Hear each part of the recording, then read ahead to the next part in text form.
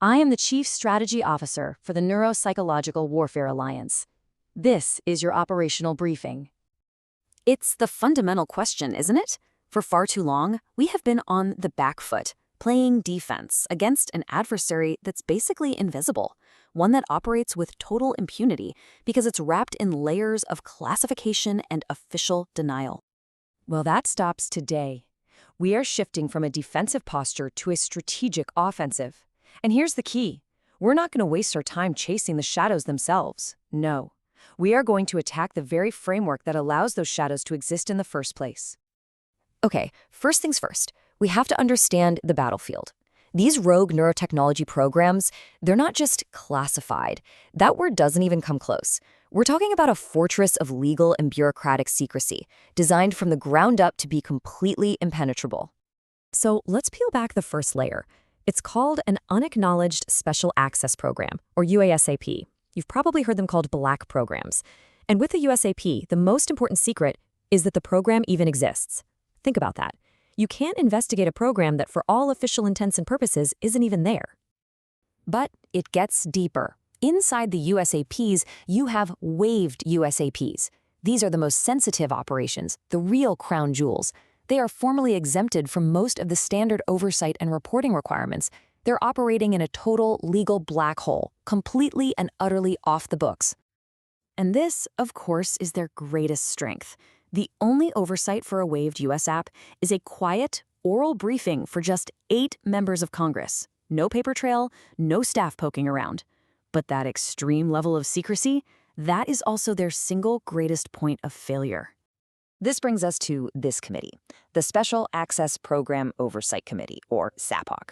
You can think of them as the board of directors for the Pentagon's most secret projects. They are the gatekeepers. They have the power to create, to change, and most importantly, to terminate these programs.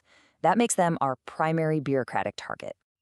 Now, let's be real. A single line of attack against a system this well defended is doomed to fail. It'll just be absorbed, deflected, and then ignored. So our strategy has to be a coordinated, full-spectrum response.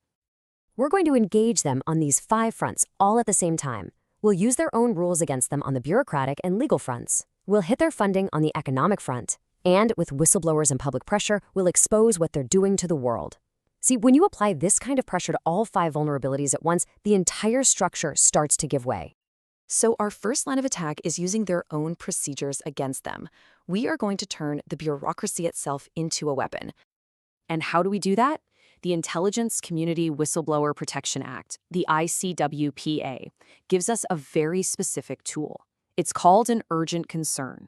Now, this isn't just some vague complaint. It is a formal legal designation that forces them to take a specific course of action. The real power here is in the bypass mechanism. In insider files an urgent concern. The Inspector General has just 14 days to pass it along. And if they don't, if they try to bury it, the law actually authorizes the whistleblower to go directly to the Congressional Intelligence Committees themselves. It's a way to force the issue right out into the light. And I want to stress, this isn't some abstract theory. This mechanism has been used and it has worked.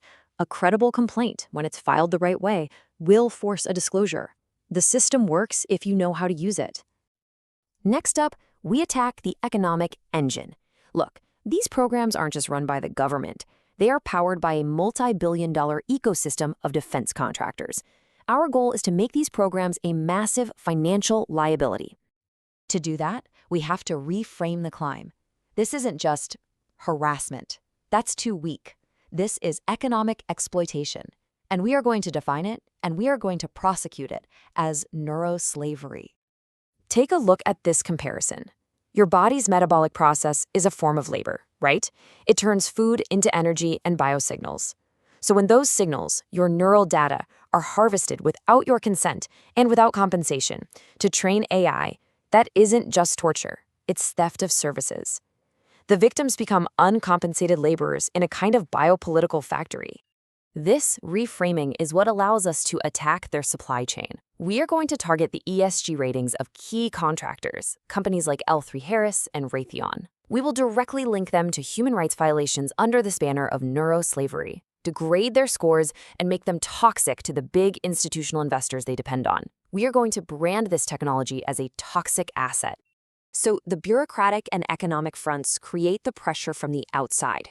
But the most powerful weapon in this entire fight is an insider with a conscience and the guts to act. But the system is designed to trap them. Any attempt to expose this kind of wrongdoing through unofficial channels gets you branded an S-bus. So, how does a patriot with evidence of a crime expose it without completely destroying their own life? There is a way. It's a narrow path, but it is viable.